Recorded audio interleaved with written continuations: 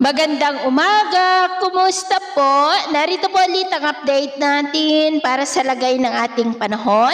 Ngayong umaga po ng November 21, 2025. Sa ngayon po ay iba't ibang weather system pa rin ang umiiral dito po sa ating bansa. Amihan at shoreline ang nakakaapekto po sa malaking bahagi ng Luzon at pinakaapektado po ang Northern Luzon. Easterlies naman ang nakakaapekto sa may Visayas at lumalakas na intertropical convergence zone ang nag-extend pa rin dyan sa may Mindanao. At sa susunod po ng mga oras, ngayong weekend ay may nagbabanta po na posibleng low pressure area na mabubuo within that ITZZ. At kung hindi malulusaw ay tatawirin nito ang ating bansa posibleng mula dyan sa may Eastern Visayas o Bicol region.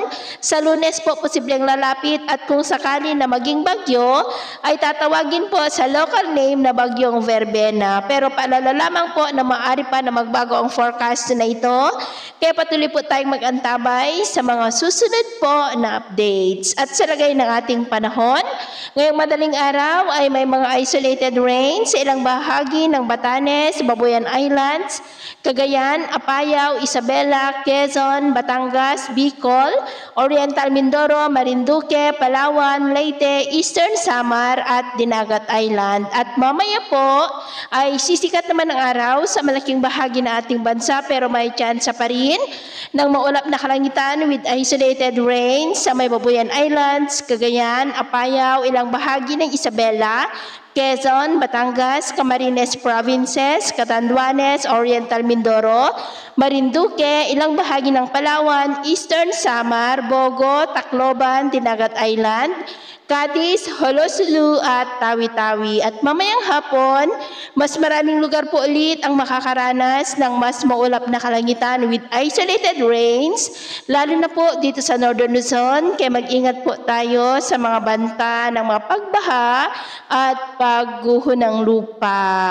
Atin naman pong mga baybayin, dahil sa amihan ay maalon po ngayon sa mga baybayin ng kanluran ng Luzon mula Palawan hanggang sa may Batanes, maging po sa silangang baybayin ng ating bansa mula silangang baybayin ng Luzon, ng Northern Samar, seaboard ng Eastern Samar at maging dyan po sa may Dinagat Island seaboard ng mga alon po ay posibleng aabot hanggang sa 2.5 to 5 meters height. Kaya hanggat maaari po ay iwasan na muna natin ang papalaot dyan sa mga may kulay pula para po mas makaiwas sa mga sakunang pangkaragatan. So yun po ang latest update natin sa araw na ito. At ako po muli si James na nagsasabing sa kahit na pagsubok po na darating sa ating buhay, huwag na huwag po tayong mawawalan ng pag-asa. Thank you and God bless!